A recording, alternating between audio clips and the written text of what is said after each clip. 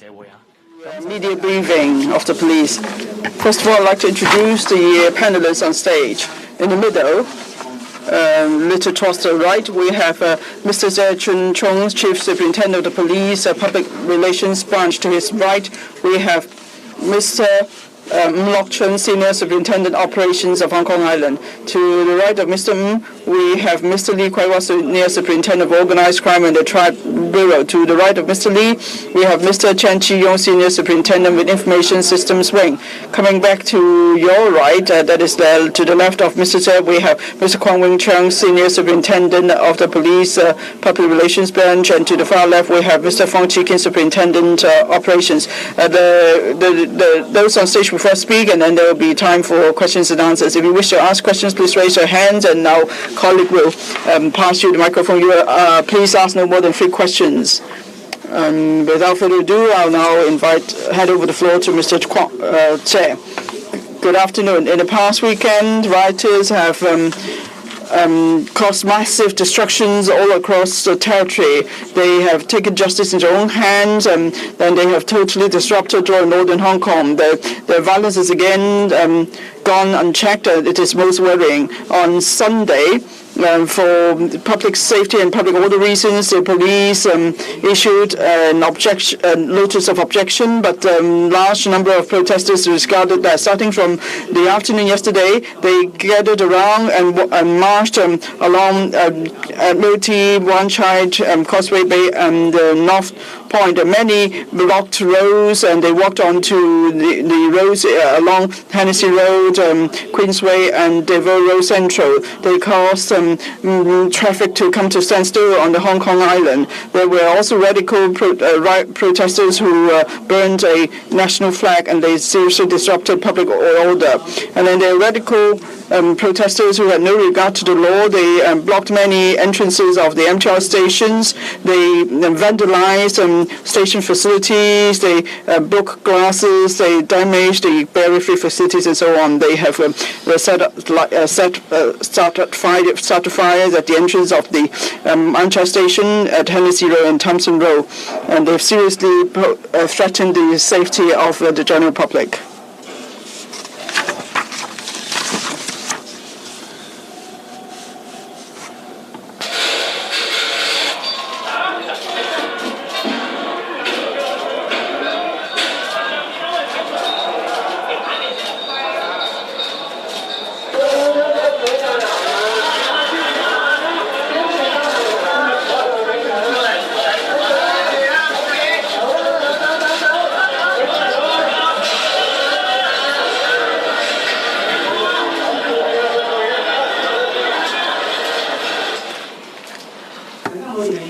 As you can see from the footage, rioters had no regard to the public. They denied the public of the right to use public facilities and to commute normally. So please ask yourself if what they're doing is still are they still standing on the side of the public? And then starting from about 5 p.m., rioters started using major, huge slingshots to hurl bricks and objects at the central government offices. Then the violence escalated further. Just at the CGO on Hong Kong Island alone, more than 80 petrol bombs were thrown. And the specialized crowd management vehicle was also caught fire. What they did was a serious threat to the safety of those present. And actually there was a rioter whose hands and back were burned because petrol bomb was thrown in accidentally. You can see that the violence has now run wild.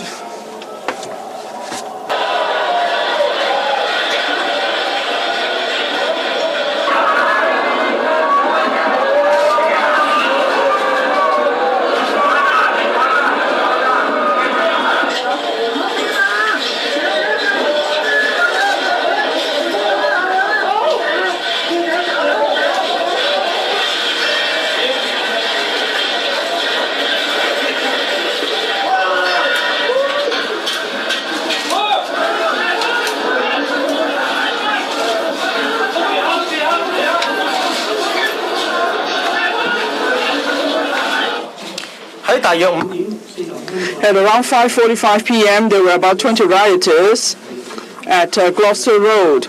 They heard at least 3 petrol bombs at 2 colleagues of the traffic division at extremely close range. That was a serious threat to the life and safety of police officers. The act was meant to kill. At the time, the officer's life were under serious threat, so the officer tried to protect himself and his colleague. He decisively drew his gun and stayed on alert, and then he dispersed the rioters. This police officer acted bravely and with restraint. The force used at the time was necessary and reasonable. At around the same time, there were rioters standing at a high point by the Wan Chai NTR station exit. They threw petrol bomb at police officers who were at the bottom of the staircase. The petrol bomb exploded next to the police officers. Fortunately, they were able to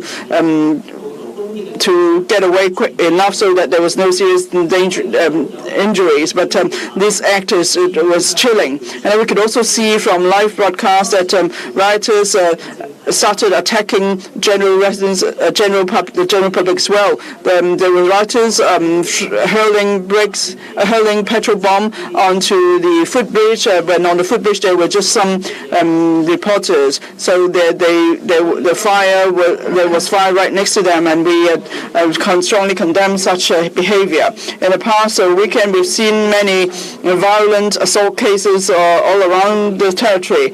We could see that violence has started to spread in Hong Kong. We could see that there's also increasing cases of people taking justice in their own hand because of different political opinions or views.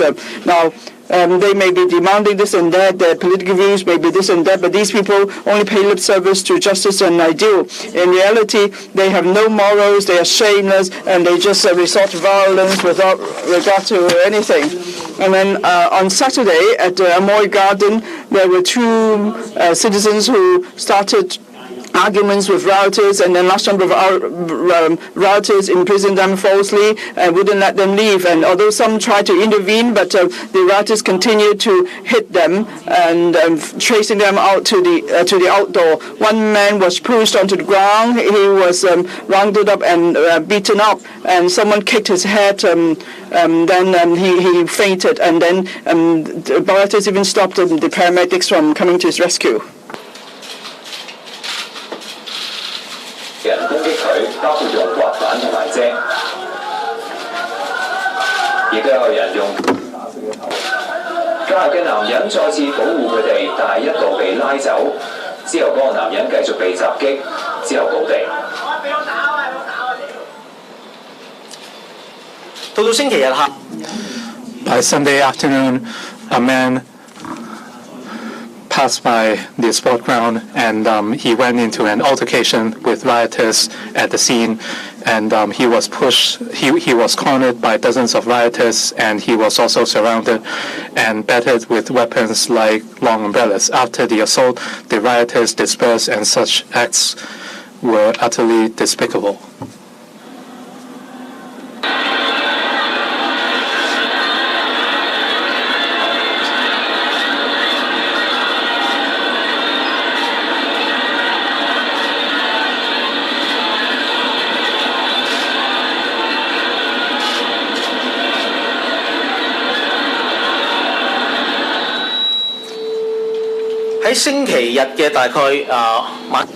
At about 6:30 p.m. on Sunday, a woman who was returning home from work was unhappy about rioters blocking roads at Wan Chai outside C.C. Wu building on Hansi Road, and she went to a debate with the rioters, and subsequently she was beaten up by the rioters, and eventually she was injured in the head and eyes, and her phone was also snatched by the rioters.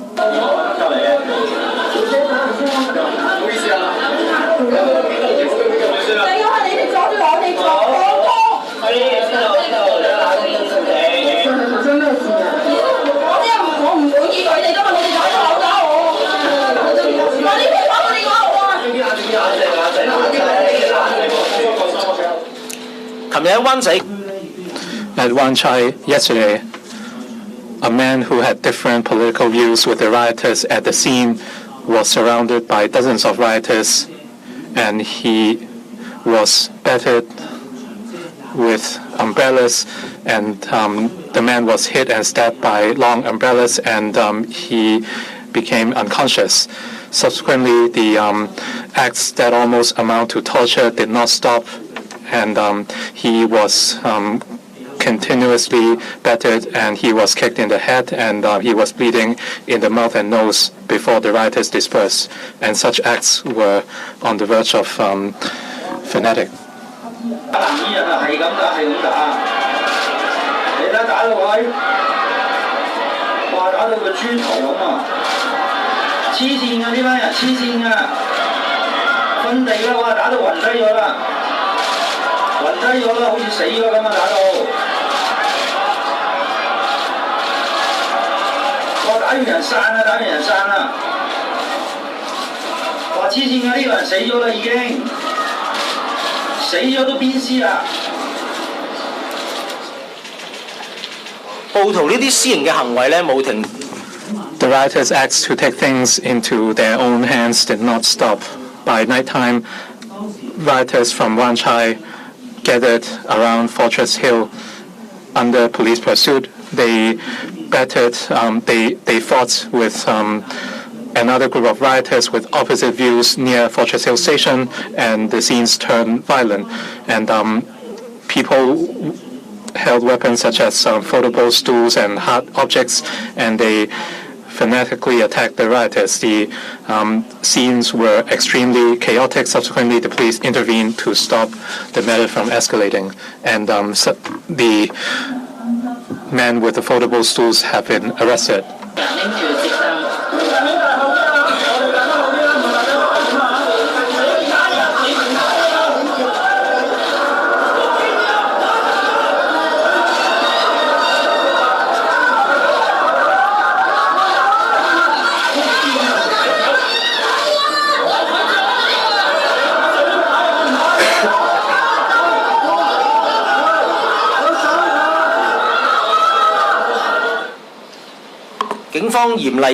The police strongly condemn any acts of violence. Any indiscriminate violence could never be allowed to take root in a civilized society, and they cannot be rationalized under the excuse of any demand, political view, or background. We stress that the presence of any political view, slogan, or color of the clothes would not protect anyone from their liability for committing violence, and we will follow on any acts of violence. I would now hand over to Mr. Kong. I would first report our arrest figures from Friday to Sunday. And on Friday, the police arrested 10 people, including 5 males and 5 females, aged between 15 and 42. The offenses include loitering, theft, failure to produce identity, unlawful assembly, possession of offensive weapon, and possession of weapon that can be used illegally, and fighting in a public place. On the 14th of September, the police arrested 24 people, and they were all males. They were aged between 15 and 53, and the offenses included taking part in an unlawful assembly, possession of offensive weapon, possession of weapons or items that can be used illegally, failure to produce identity proof, unlawful detention, assault on police officer, and fighting in a public place. On the 15th of September, the police arrested 55 people, including 48 males and 7 females, aged between 13 and 67. The offenses include taking part in an unlawful assembly, possession of offensive weapon, possession of items for illegal purposes, failure to produce identity proof, assault on police officer, theft, arson, criminal damage, and fighting in a public place. In terms of the overall arrest figures, as of yesterday, the police had arrested a total of 1,453 people, including 1,173 males and 280 females aged between 12 and 72. In terms of court cases, a woman was alleged to have hurled a metal box at a police officer at Sha Tin MTR station on the 7th of September, and she was arrested on the 16th of September, and she was charged with assault on police officer, and she made a court appearance at the Eastern Magistrates Court this morning. Meanwhile, 2 men were alleged to have assaulted police officers at Newtown Plaza on the 14th of July, and he was charged with wounding and taking part in an unlawful assembly, and he has made a court appearance at the Eastern Magistrates Courts this afternoon. In terms of injuries to our colleagues, in our operation this past weekend, 9 police officers were injured on duty. In terms of the use of ammunition, on the 13th of September, we did not use any ammunition, and likewise on the 14th of September, we did not use any ammunition.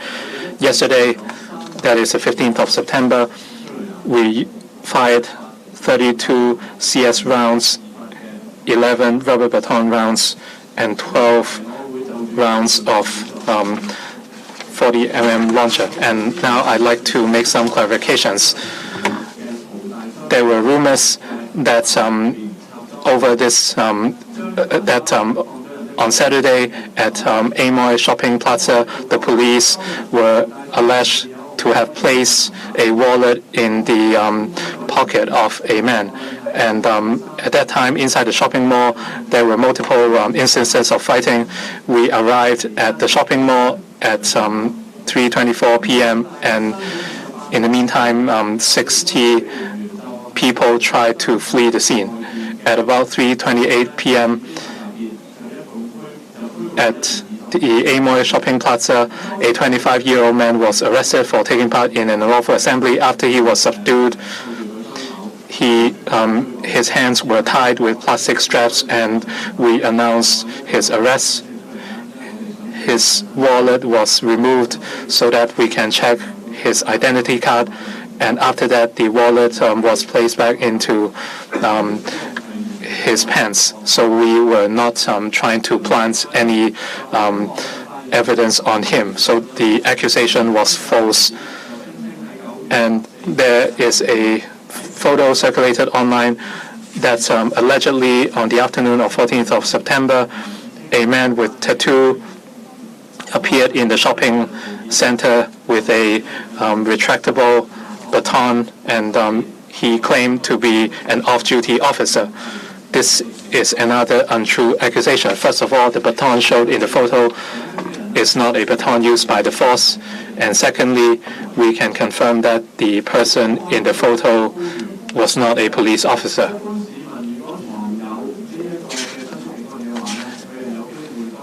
If any member of the public is in possession of a retractable baton, then he or she might be accused of possession of an offensive weapon. So in the violent episodes this past weekend, we saw cases in which people tried to snatch suspects from us. In the conflicts at Amoy Shopping Plaza on Saturday, 3 officers were subduing a man near the entrance of the mall, and a number of members of the public who were watching on suddenly dashed forward to with an intent to obstruct our operation or arrest at about 11 p.m. yesterday near the Seven Seas Shopping Plaza in North Point. When we were pursuing a man, we were at a car park, and one of the men being pursued by us attacked our officers with a club-like object, and the intent was to help the subdued suspect escape. And subsequently, this person was subdued by our officers. We saw vigorous resistance from this man, despite multiple warnings from our officers. And in order to subdue that person, we deployed appropriate force, including pepper spray. And eventually, we managed to subdue him and handcuff him, and he was arrested. Last Saturday,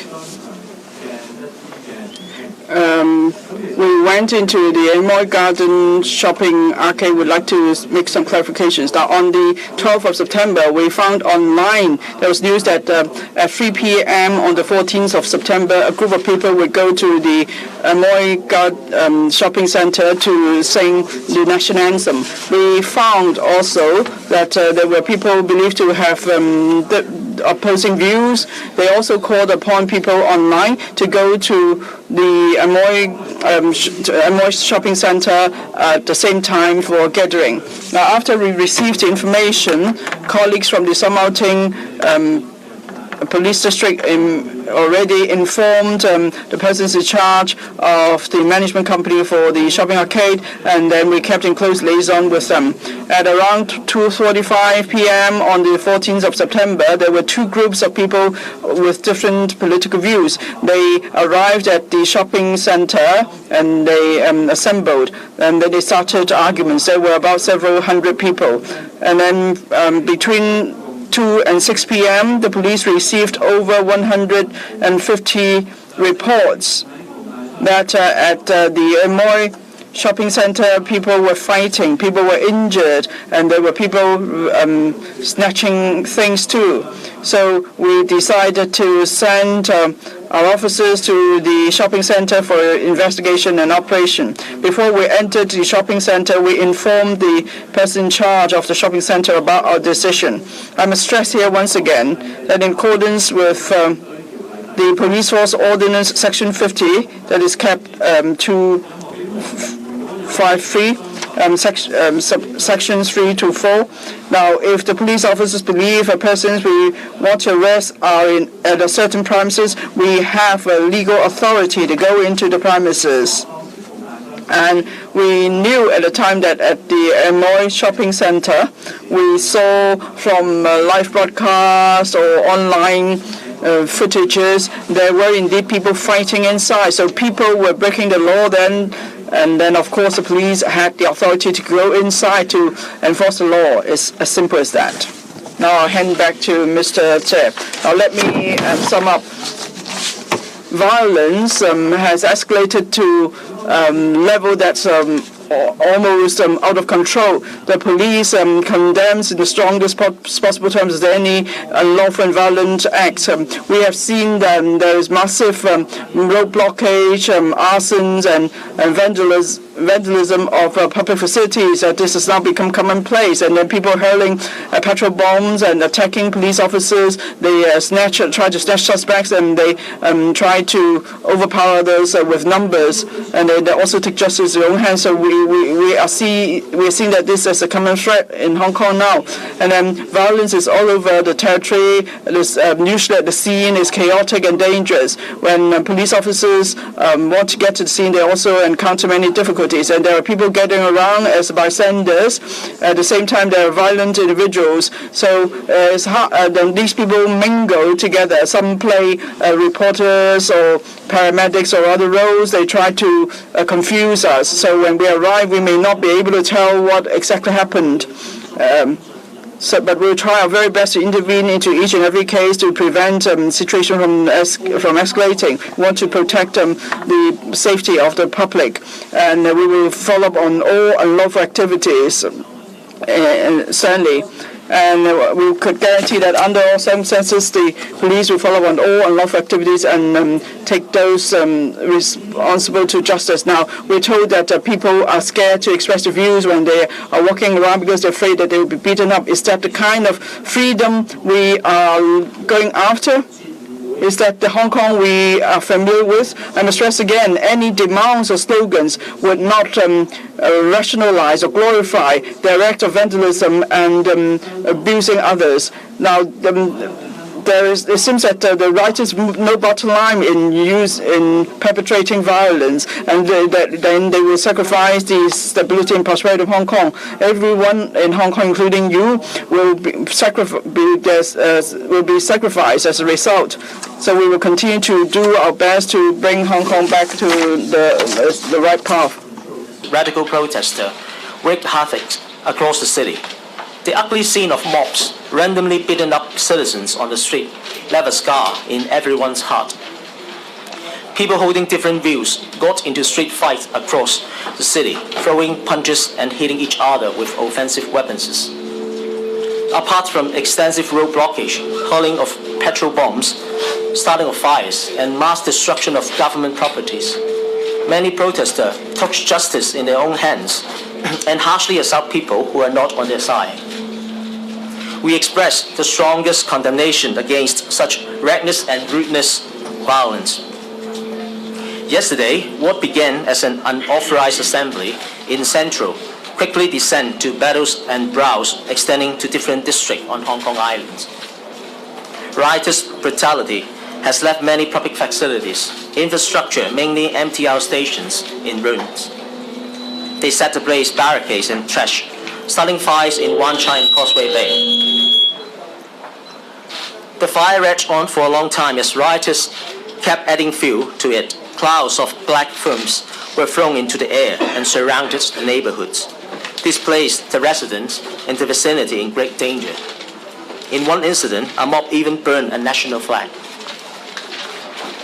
When these rioters wreaked havoc to the community, they certainly had no consideration for the livelihood of ordinary citizens and the most vulnerable groups like the disabled in societies, as even barrier-free facilities were destroyed. Once again, the police strongly condemn all acts of violence and will definitely bring all offenders to justice. At around 5 p.m. yesterday, rioters started to throw bricks, hard objects, and shot objects with slingshots into different government buildings. Just on Hong Kong Island alone, rioters threw over 80 petrol bombs at civilians, police officers, and public properties. Even our specialized crowd management vehicles were set on fire. In one heated moment in Wan Chai, as two of our officers came under the attack of petrol bombs thrown by around 20 rioters, they decisively held up their revolvers to protect their safety. The use of force was certainly justified and effective in dispersing the rioters. Around the same time, rioters hurled petrol bombs from ground level into the underground Wan Chai MTR station, narrowly missing the police officer inside. Over in Admiralty, some even threw petrol bombs onto Fruit Beach and hit several reporters there. Some petrol bombs even land on their fellow protesters. Such indiscriminate petrol bombs rampage certainly endanger the safety of every single person at the scene. There are multiple instances where innocent victims were surrounded and beaten up by masked mobs, sustaining not only serious but life-threatening injuries. In the most shocking incident in Wan Chai, a middle-aged man who did not share the same political views as the mobs was kicked, punched, and stormed by tens of rioters to the point where he was unconscious. Many bystanders were on one side sitting on their hands. In the end, the victim was conveyed to the hospital in critical condition. His life was at stake. In another incident in Amoy Plaza in Kowloon Bay, a mob beat up a man until he breathed. To add insult to injury, when ambulance officers came to his rescue, the rioters obstruct them and delay first aid. Once again, the police strongly condemn all acts of violence and will investigate all cases seriously, regardless of one's political stance. Now I'll move on to arrest figures. On Friday, we arrested 10 people, consisting 5 males and 5 females, aged between 15 and 42 years old. Their offenses including loitering, theft, fighting in public place, etc. On Saturday, we arrested 24 males, aged between 15 and 53. Their offenses including unlawful assembly, possession of offensive weapons, and forced imprisonment. On Sunday, we arrested 55 people, consisting of 48 males and 7 females, aged between 13 and 67 years old. Their offenses include unlawful assembly, possession of offensive weapons, assaulting a police officer, and etc. This morning, we further arrest 8 more people. Up to this point, we have arrested 1,453 people, consisting of 1,173 and males and 280 females, aged between 12 and 72. Now I'll rebut some online rumors. First of all, there's a video circulating online showing that an officer placed a wallet into an arrested person's trousers pocket. Some accused us of planting evidence. However, such accusation is totally false. During a violent incident in Fortress Hill, our officer arrested a 25-year-old man for unlawful assembly. Since he was handcuffed, our officer took out his wallet from his pocket to check his ID card and later put it back. It was just a snapshot that was taken out of context. Secondly, another video shows a man claiming to be an off-duty officer holding an extendable baton in Amoy Plaza, Kowloon Bay. We must emphasize the person concerned was not a police officer, and the baton was not the official baton we issued to our officers. Thirdly, I would like to emphasize we are alarmed by the case where certain protesters helped arrested people escape. In one incident in North Point, last night, as our officers were chasing after some offenders, some people assaulted our officers, intending to help the offenders escape. Although we arrested the offenders in the end, we would like to draw your attention to such worrying trend. In conclusion, we must bear in mind, with the intense and extensive violence used by rioters, everyone in the society is a loser. The escalation and extension of violence have caused widespread fear among the public. We are deeply concerned by the worrying trend that more and more innocent citizens suffer at the hands of the rioters. Over the weekend, many citizens were beaten up by mobs, sustaining serious and even life-threatening injuries. Weeks after weeks and months after months, these radical protesters are tearing our society apart and tearing down our core values, including the rule of law. As we have pledged to all Hong Kong citizens, the Hong Kong police take every case very seriously and have zero tolerance for all unlawful acts. We appeal to every member of the public to stand up to stem our violence right now. Thank you. 好，問題時間開始，咁啊 ，now 第二項，係你好啊，你個咪。都想問翻啦，其實星期日啦喺北角嘅時候啦，都有舉稱係福建幫。On Saturday, a mob claiming to be Fujianese people beat up people, and a person in white was beating up people, but he wasn't stopped by the police, and later he was allowed to beat up other people on another street. Why didn't the police officers take any action at that time? And on that day, a Baptist University student who was found to be carrying a knife for cutting mooncakes was, or with a knife, table knife, was arrested. But a man holding a foldable stool was not arrested. Why was that? And on Saturday, most people arrested were young people clad in black. But for those holding weapons, none of them were arrested. So why were the people holding the national flags not arrested?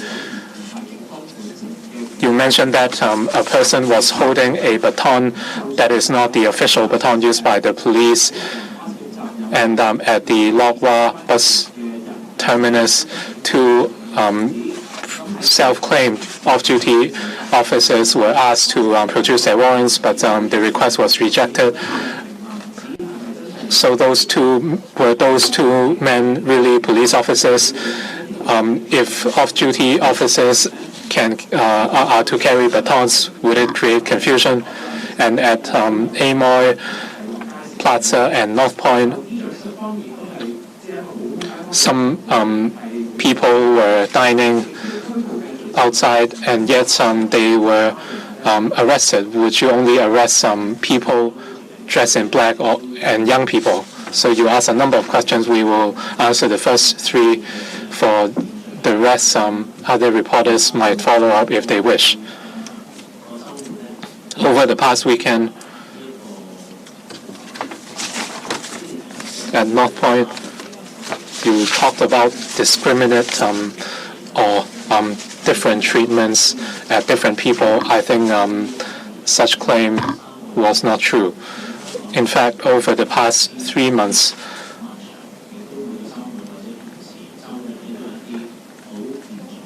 every weekend we have seen serious cases of violence in Hong Kong. And yesterday at North Point and Fortress Hill, we saw a major violent incident. And like in the past months, a group of people entered an altercation with people of different political views, and subsequently they escalated into violence. When the police arrive on site, the top priority is to stop the situation from escalating. If you look at the footage from yesterday, you can see that near Fortress Hill MTR station, at least hundreds of people were shoving each other, and some of them were fighting. So it was extremely chaotic. When our officers arrived, their first action was to separate the different groups of people, and they sought to understand and investigate the matter at the scene. I hope you understand that people who have watched the broadcast, including myself, knew very well who were the people who were more violent. When our officers arrived, they would try to calm the situation and prevent it from escalating. So what they saw might not be as clear as what we see on TV. So their job is to calm the situation and understand the incident. As to whether arrests would be made at the scene, they would consider different factors, including the number of officers available and whether instant arrests might worsen the situation. As for the situation yesterday, the officers sought to seek a basic understanding of the situation at the scene, and they tried to find out about the incident with people who were present. It is not that we did not make any arrests last night, and even notwithstanding North Point, we arrested 29 people. We cannot provide a detailed breakdown of these arrests, but they certainly include people of different political views. In terms of the man holding the foldable stool, he has been arrested. And last night, some reporters claimed to be attacked by protesters, so the relevant people were also arrested. We arrested 2 people for arresting 2 different reporters. From the footage, you might see that some police officers did not make immediate arrests, but it did not mean that we were not enforcing the law or that we would not make arrests later. In the past 3 months,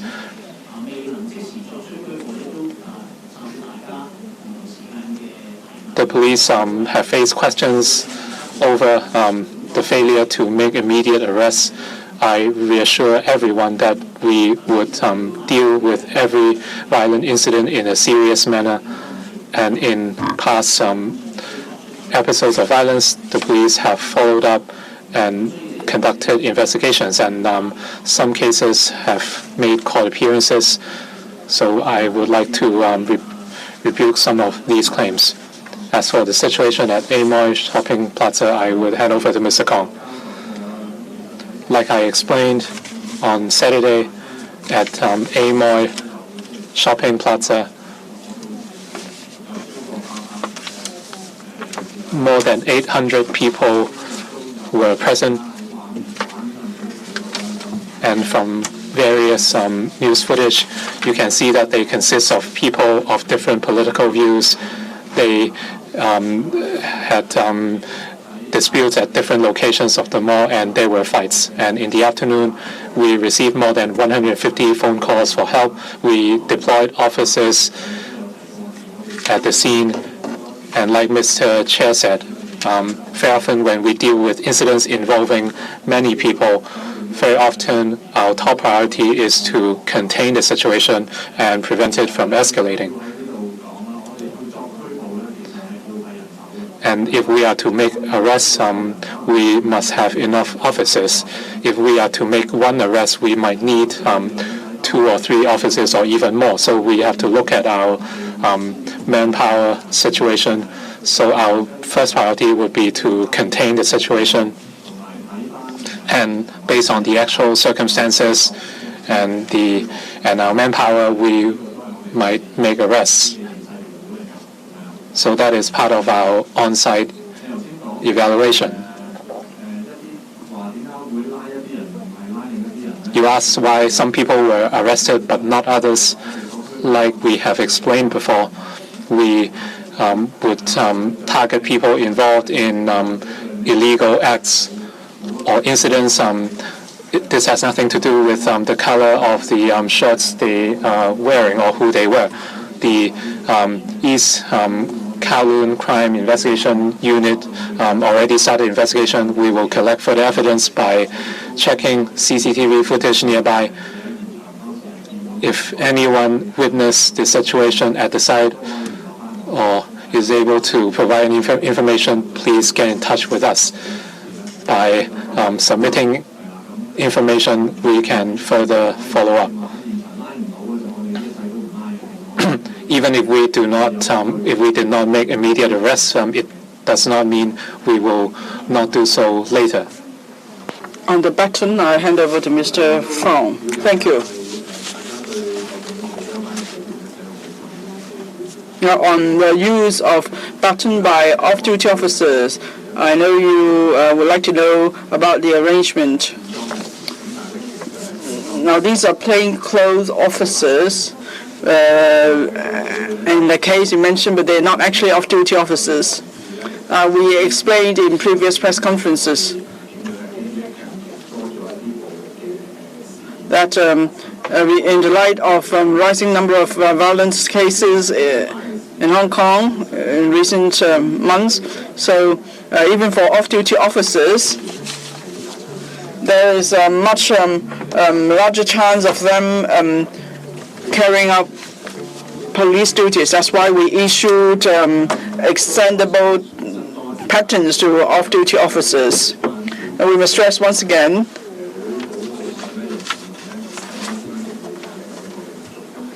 that because of the concern of society, we would like to tell the public exactly what we're doing. Now, as we said last week, when we use batons, there is a clear record of colleagues have to report to their seniors so that there will be proper supervision.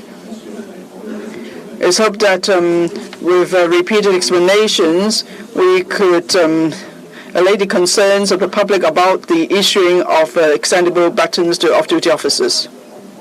For the Lok Wah case, so the 2 officers, if it's about the case, then let me answer that question. From the information at hand, it was on 14th of September at around 3:30 p.m. It's a Saturday. And as I mentioned, at the time at the Amoy Plaza, there were 2 groups of people with different views. There were disputes and even fights. There were 2 plainclothes officers, CID officers. They noticed 2 men were involved in the dispute, and then they left. Now, if those men were to be intercepted at the scene, it will cause more commotion because, as I said, at the peak there were some 800 people at the plaza. That's why the CID officers then followed these 2 men. These 2 men boarded a bus and left this. And then our officers followed the bus in a car. And then at the bus terminus at Lok Wah Estate, we saw these 2 men leave the bus, and so they were intercepted and arrested them for lawful assembly. The case has been referred to the East Kowloon region for handling. The lady on the second row. 2,400 arrests so far. How long will it take for all the arrests to be charged? And are the investigations of the other non-protest related cases affected?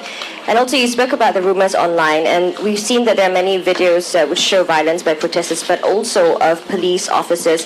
So how will the police look into the recent videos alleging police misconduct?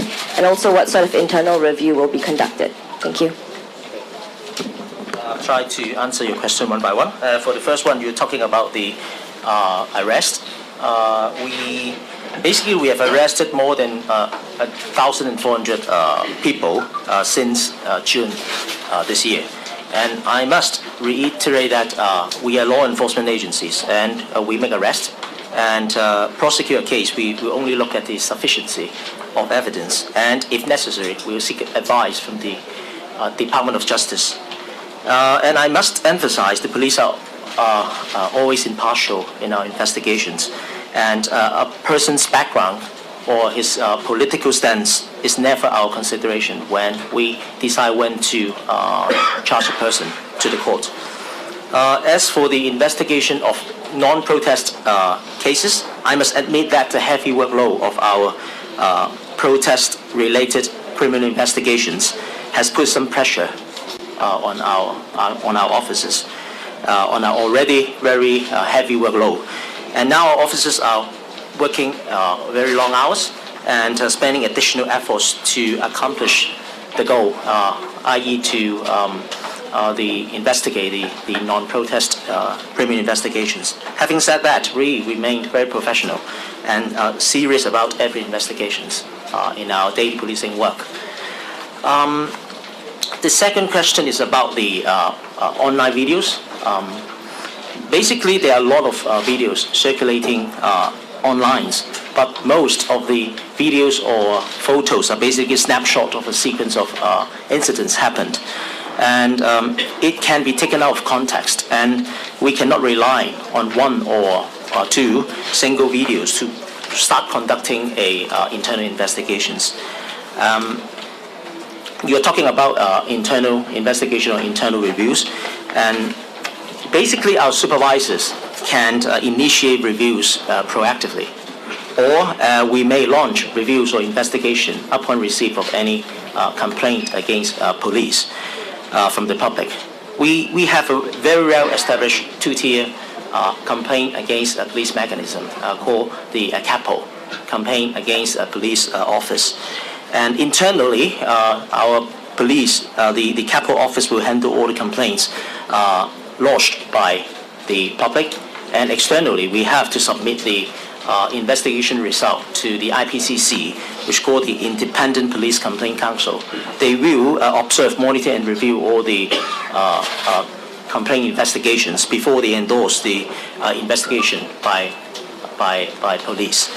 And for these particular situations among these 3 months, basically CAPO had designated a task force, specialized team to take care of all the complaint lodged by the public, and we will definitely investigate all the complaints fairly and professionally. Thank you.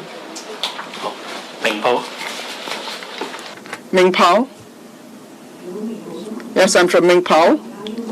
Just now, a fellow reporter asked about the Amoy Plaza case. On Saturday, there were a number of plainclothes officers you mentioned enforcing the law, but from the online video, when they were making arrests or enforcing law, they did not show their identity, or they did not reveal their identity. Even there were bystanders asking, they did not do so.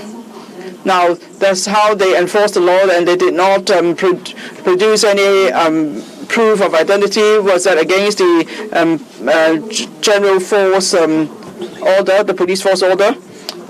Do you think so should they actually reveal the identity? And yesterday there was a Baptist University student arrested. A paper knife was found in his bag. Was there any reasonable suspicion on the part of the police Why did they would actually search a journalism student with press identity? What did he do that led to his arrest? Third question, Mr. Tse said that recently protesters have been using petrol bombs a lot, and then Lam Chi Wai of the JPOA made a statement today. Now, when protesters use petrol bombs, actually police officers could use lethal weapons like live ammunition to subdue the protesters. So do the police agree to that? That means in future, if more protesters use petrol bombs, then would the police actually fire live ammunition to stop them? And would there be common standard to follow? The first question was about warrants. I would defer to Mr. Kong. As for the Baptist University student, I would defer to Mr. Ng. As for the use of force or the claim by JPOA, I would hand over to Mr. Kong. At Amoy Shopping Plaza, some plainclothes officers made arrests, and like I said, arrests were made at the Lok Wah Estate bus terminus. I stress that those two persons were not off-duty officers. They were plainclothes CID officers who were on duty. When arrests were made, we had to reveal identity because we had to let them know they were arrested by the police. As for the requirement to produce warrants under such situation, at that time, our officers were arresting a person, and like I have said many times, it is not easy to make arrests nowadays. Many people would put up resistance, and as such, our officers had to be very focused on the safety of themselves and those to be arrested. So these are important considerations. And in such an urgent scenario, our officers might not be able to produce their warrants immediately. At that time, our officers would consider different factors, and that is, first, they had to subdue the persons as soon as possible and handcuff them.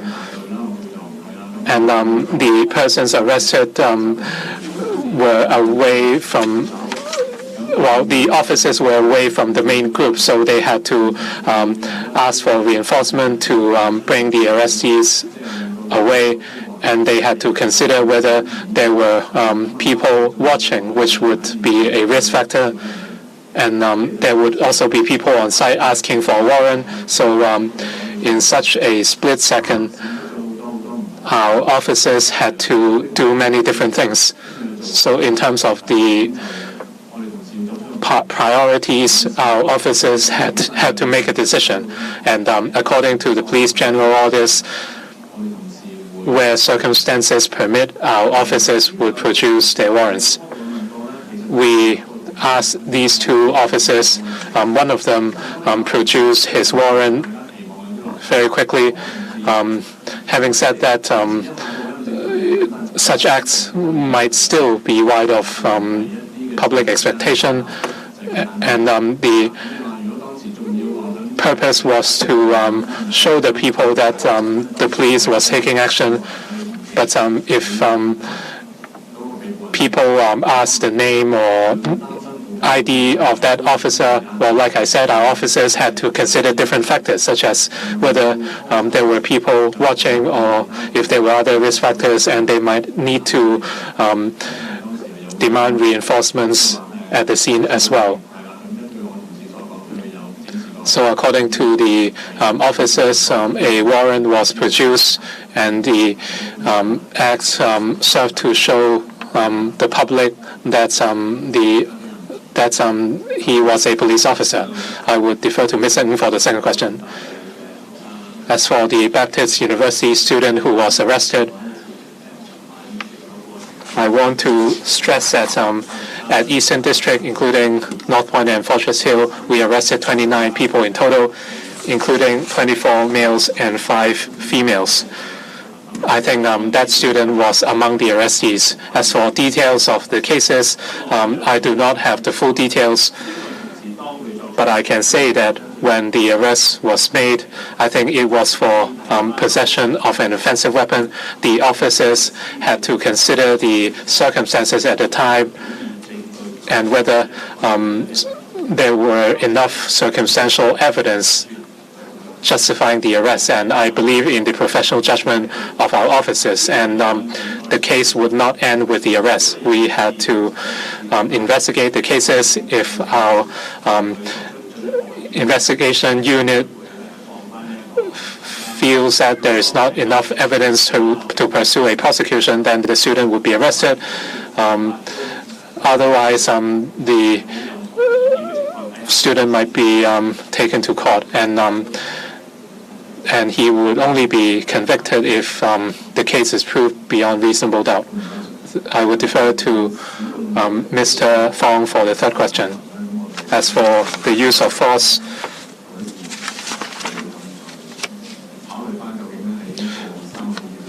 I hope the society would consider the level of force used by protesters in the past 3 months. We hope that the use of petrol bomb would not become a norm. Like Mr. Chair said, at MOT near the central government offices alone yesterday, more than 80 petrol bombs were hurled. And I'm sure this is not something our society wants to see, and this should not be tolerated in a civilized society. As to the level of force we would deploy under different situations, like we have explained many times before, we hope that we can achieve certain objectives with the use of force, and after our objective is achieved, then we would stop the use of force. As to when live ammunition would be deployed, you talked about the use of live ammunition. According to the police general orders, there is clear requirement on when live rounds can be deployed. And one scenario is when a police officer has to protect themselves or any other people from serious physical harm. We want to ask a question of the society. Do you think hurling petrol bombs can incite serious physical damage? If the answer is yes, the use of force would be very well justified. But we would not say whether ammunition would be used whenever petrol bombs are used. We have strict guidelines on the use of ammunition, like we have explained many times at past press conferences. Our officers would exercise their professional judgment and restraint in making an appropriate decision. Yesterday, the 2 traffic division officers were responsible for maintaining or managing traffic, and yet they were hurled petrol bombs, and many of them went off near the offices, and other rioters used long clubs to attack these 2 traffic officers, and they had no protective gear at the time, and they were under serious threat. It was a life-threatening situation. And if you have seen the footage, you can see that the 2 officers were extremely restrained. They simply drew their gun as a precaution. When a dozen or so rioters saw that our officers drew the gun, they left the site immediately, and our officers did not use any further force. They were extremely constrained, and our force will continue to practice restraint in the use of force. The speaker is not coming through the microphone. Can you explain more clearly? On what ground did you intercept and search that student? Well, I would like to answer that question, but really I can't give you the details of each and every case under investigation. Perhaps I could go back and look again at the details of the case. Because at that night he was wearing helmet and he had a press ID card. So why did you search him? And then it's not like he was holding a rod or anything. That you just found a knife in his back. Now I can only say that the police would always be impartial in enforcing the law and making arrests.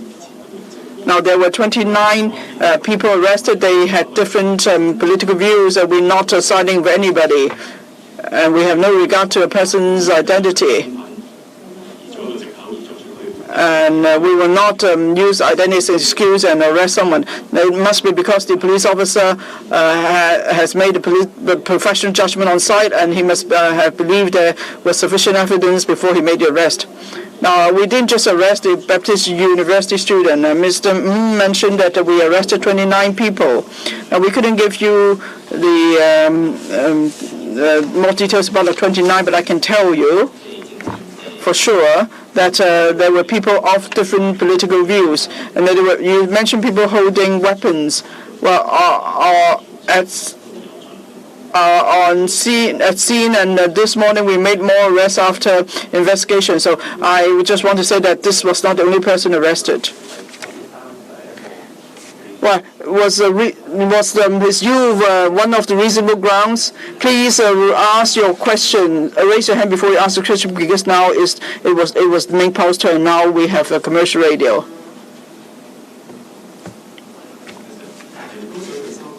I have 3 questions.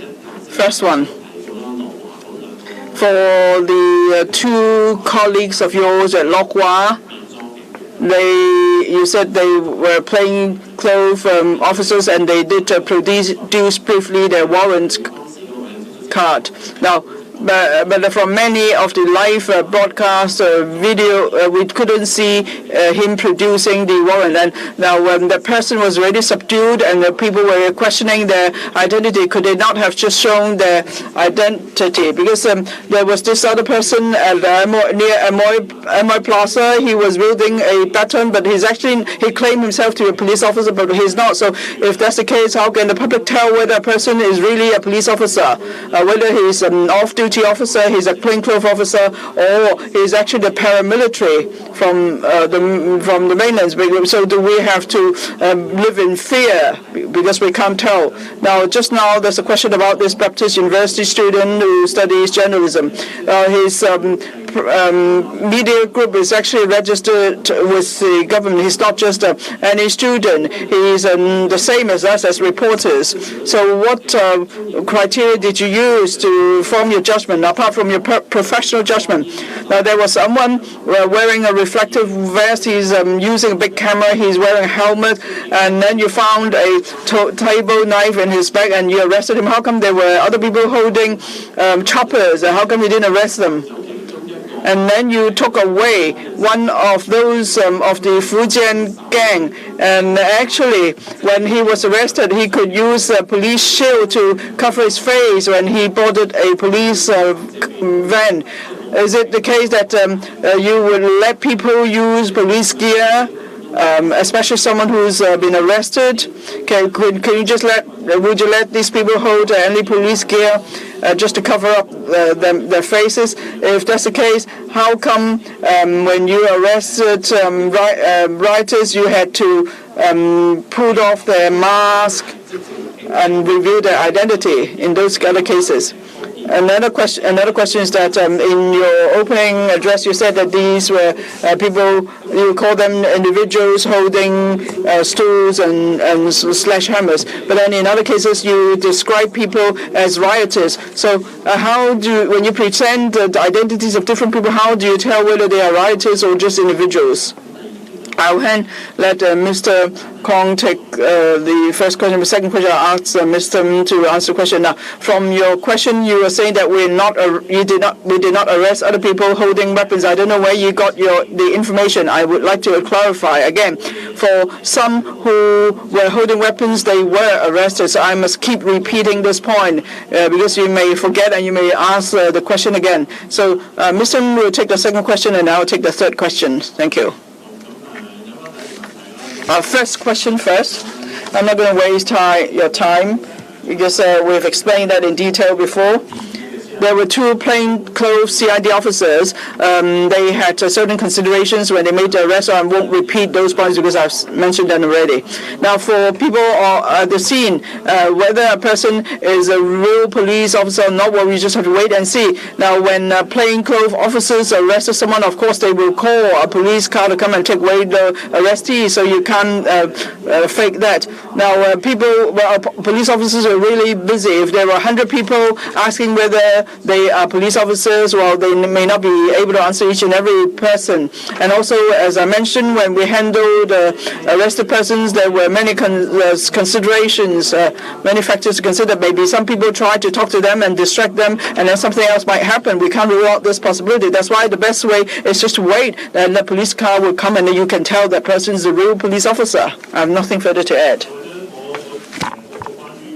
About the online radio students being arrested. Now, let me add about the process of the arrest. It was a uniformed officer from the tactical unit, a police tactical unit, who arrested that student. It was at the junction of Kings Road and Fortress Hill Road. Now, why is it that our officer decided to arrest this person? Because we found that this person was loitering with other protesters. In other words, he was not covering the news because otherwise he wouldn't be loitering around us. And so it was thought that he was with the same gang of protesters. And so we intercepted him and asked him questions. And then we found that in his pocket there was a 9-inch long metal knife, a very sharp knife. Now, he gave the reason that it was for cutting moon cake. Of course, our colleague did not accept that explanation. That's why he was arrested for possession of offensive weapon. Well, I must stress again, it had nothing to do with his gender, age, or occupation. It was because at the time our officer had suspicion, and then they intercepted him and searched him, and then they found a weapon on him, and that's why he was arrested. That's all I would like to say. Thank you. On the third question, I'm reading my opening remarks. I couldn't find a paragraph yet, but I can just tell you, rioters, in the past few months, we've seen violent protesters. How come now we started to describe them as rioters? I think it's because the way they behave has become violent and is unacceptable. Now, we described people as rioters for those who hurled over 80 petrol bombs and for those who kept assaulting the civilians and police officers. So we believe this description is entirely appropriate. If you have a different opinion on the term I use, well, we could discuss it outside of the press conference, but I must stress that we describe these people as rioters. They started at Admiralty and then they went all the way to Wan Chai and then the Fortress Hill area, and we believe it's appropriate to describe them as rioters. About waiting for the police car. Now, when plainclothes officers arrested people in recent days, they did not take away the arrestees in a police van, but rather just any private car. So we don't even know whether that's actually a police car. How can we tell if that person is a police officer or not? Well, perhaps you could do this. If you see a plainclothes officer, you have suspicion of, say, for example, now we kept saying that there was a large group of people with different political views, and then they fought, and then people were assaulted, and then they would disperse. But then when our officers carry out enforcement action, they would use the handcuff, they would wait for reinforcement. If you have suspicion about their identity, you can call the police station, and we can tell you whether we have people in the vicinity performing enforcement actions. Now, if everything is peaceful, and where circumstances permit, as we've said many times, our colleagues would definitely show their warrant card. If no warrants were produced, how can we confirm their identity, and how could we check their identities at the police stations? Well, you have asked your questions. We can only take 3 questions from each outlet. And the 3 questions have been answered. The lady on the 3rd row, please. Please identify your name and organization. I'm from Apple Daily. I have a follow-up question on what the commercial radio asked. And why did some arrested alleged Fujianese people, why were they protected by, or why were their faces blocked by police shields? And how can you ensure that the situation would not escalate? For the arrests made on site, the majority were ordinary citizens or people clad in black. As for people who were holding, or the white clads who were holding foldable stools or kitchen knives, they were only a minority. There were only very few of them.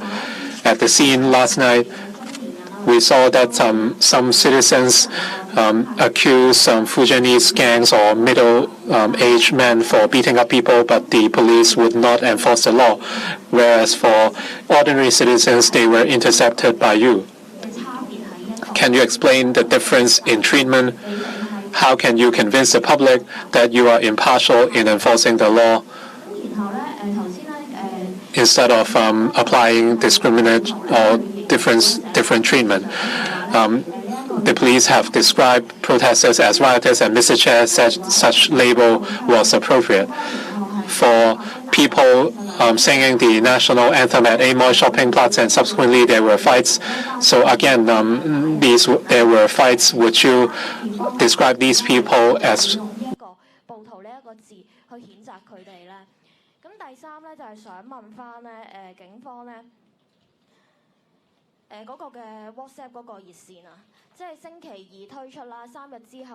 It was introduced on Tuesday, and it was gone 3 days later. Can the police explain that?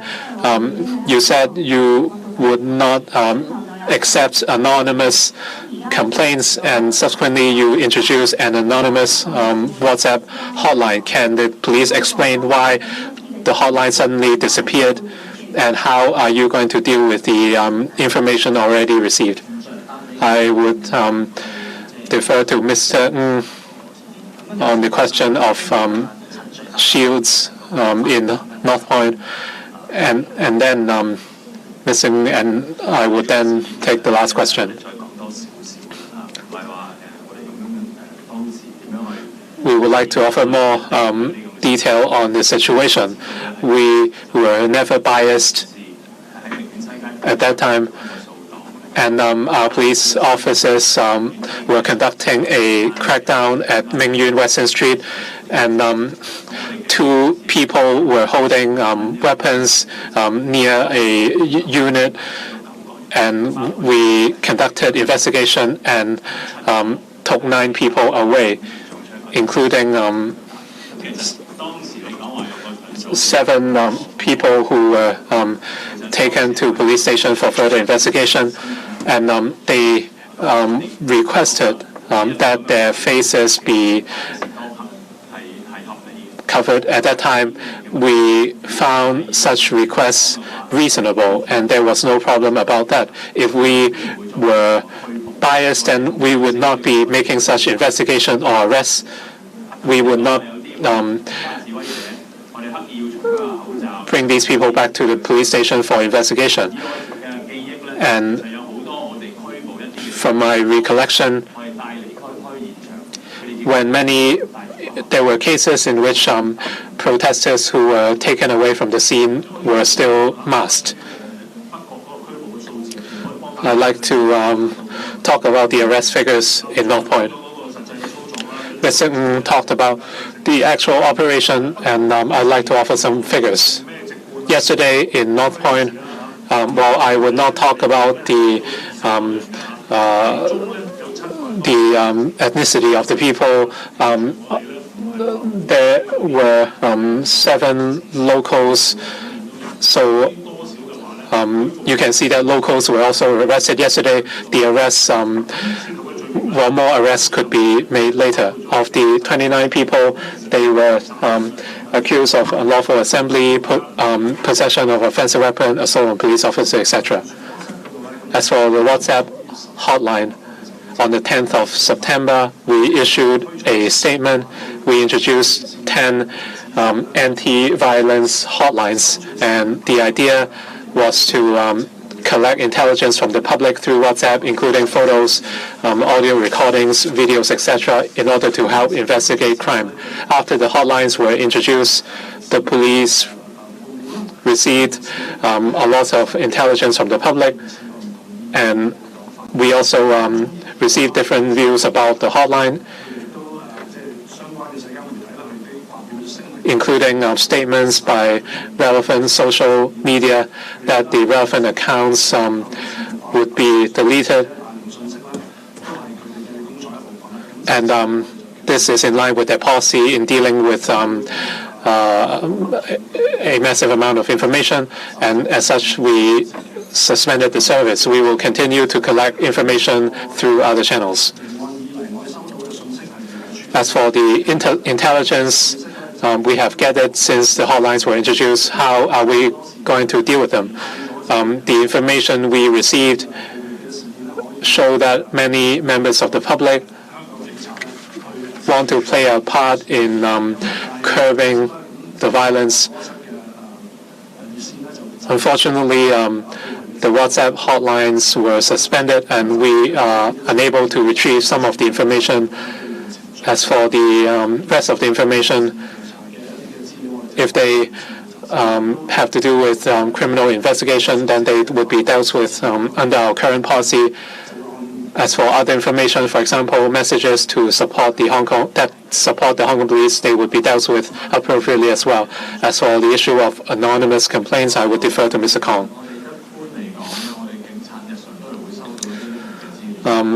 Normally, the police would receive anonymous intelligence through posts, email, etc. And the police often receive such information. Sometimes they have to do with illegal parking. Sometimes it's about illegal gambling at certain residential units. We have always been prudent in dealing with such information. We would verify the authenticity of such intelligence, and the information would not be disclosed publicly. Unlike certain social media that tend to publicize or sell these information, and like we said before, the courts would not accept anonymous information. So we have to handle and verify such information to make sure that they are authentic, so that the intelligence can satisfy the tests or the court test of beyond reasonable doubt. So we would be very responsible in handling the anonymous information, and we would not disclose information casually. Now back to the second question. In Hong Kong, there have been fights, every now and then. And we rarely call people involved in fights rioters. Of course, it's not right for anyone to get involved in fights. If we will always enforce law when such cases happen. Now, why is it that at different media briefings we would call these people rioters? Because they truly are rioters. They would hurl petrol bombs. They would use metal rods to stab the police officers. And when police are making arrests, they would actually assault the police officers to help others flee. And at the airport, they would actually assault passengers. So if they are not rioters, who are? I hope, for you here or for people in community, please do not find excuses for people behaving in this manner. So they need to, take the consequences of their action. Last question from the Hong Kong Economic Times.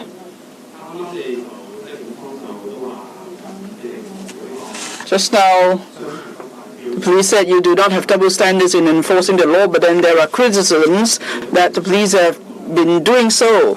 People complaining that you're not enforcing the law in a fair manner, and that's why some people feel that way. That's why now there are so many brawls or people taking justice in their own hand. So would you review your criteria in enforcing law? For example, at the Amoy Plaza case, some believe that you have actually let people walk free.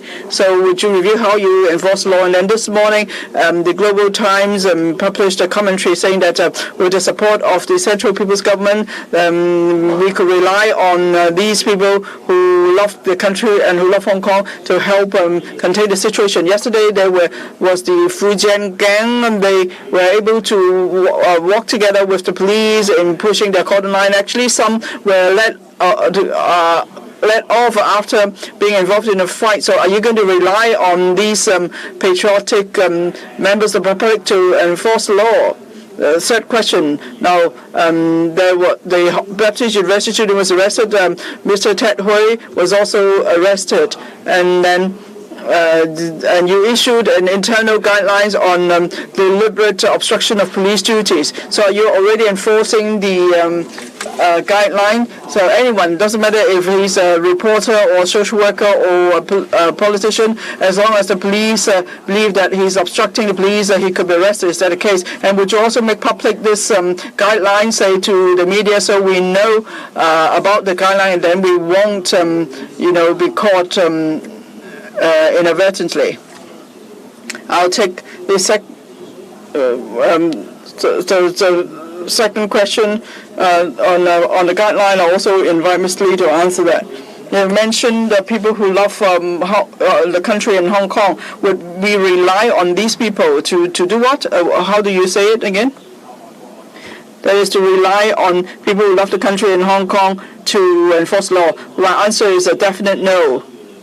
Now, in the past 3 months, the police have always been at the forefront in trying to contain this very challenging situation.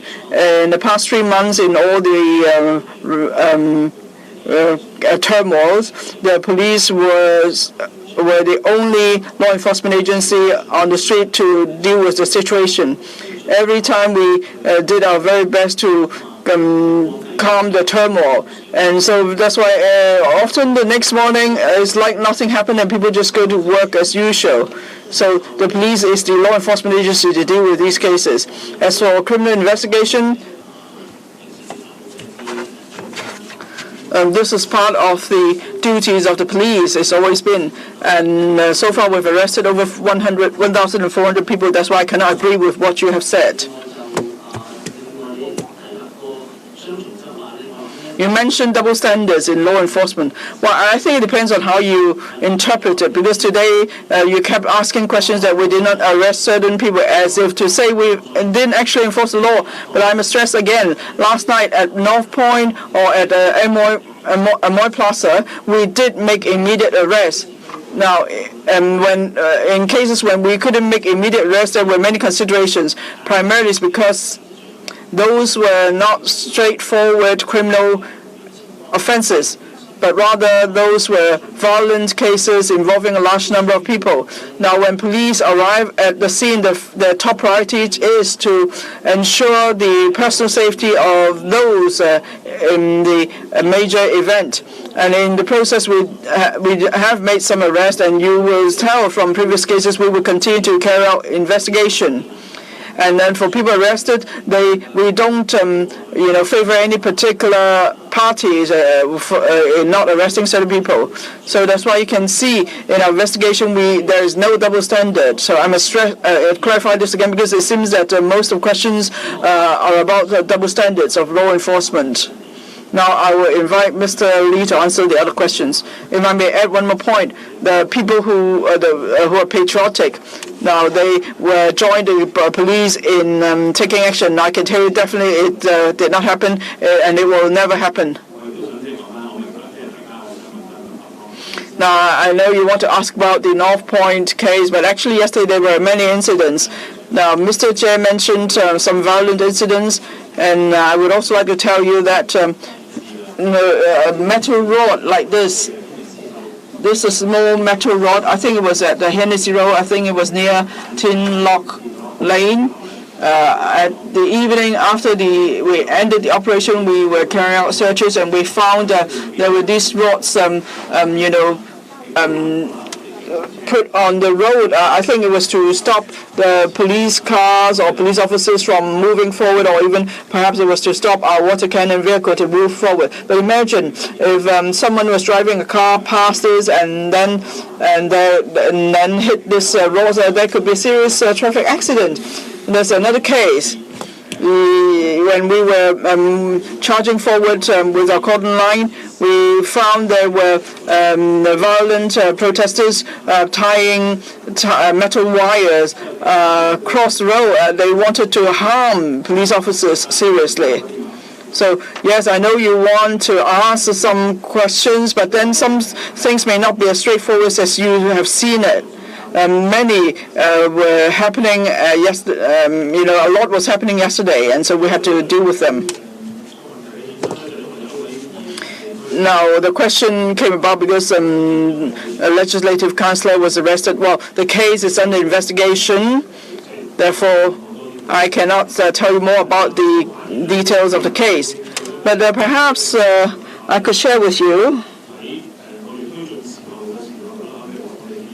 something about how we charge forward, or how we do we arrest people for obstructing police duties?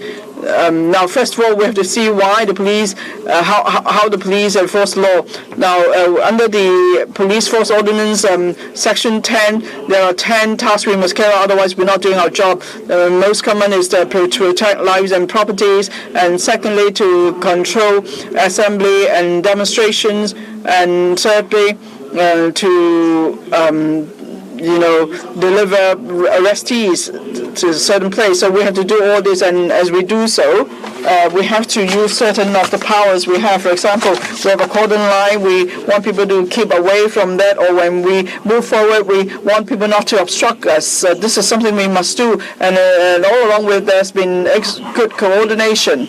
And we're saying that if someone deliberately, and I'm stressing the term deliberately, if someone deliberately try to obstruct us perform our duties, doesn't matter what the occupation, age, or gender of that person is, then that could be a breach of Section 23 under the Summary Offence Ordinance. That's a lighter charge or more serious charges in another ordinance for obstructing police duties. We know there are certain people on site who want to do something. Very often it's like you, friends from media. If you need to do your job and you are not deliberately obstructing us, then we will tell you why we must set up a cordon line, for instance, because we've just made an arrest and we need to do investigation. So please give us room to do something. Most of you would take heed, but if people don't, then what do? Then we will issue a warning. We will give the person some time on how he should respond to the explanations given by the police and the warning given by the police. And if there is more time, we might give another warning. And if the warning still goes unheeded, then we may make arrests. So usually we would offer more protection to people on scene, on the site, in these cases, as we normally would. So if someone tries to obstruct our work, that's already obstruction of police duties. Now you see things online, everything is online, and that's an internal document. But you might have seen it online, and the guideline is just to give everybody more protection and to allow us room to carry out our duties. Thank you. That's the end of the press conference today.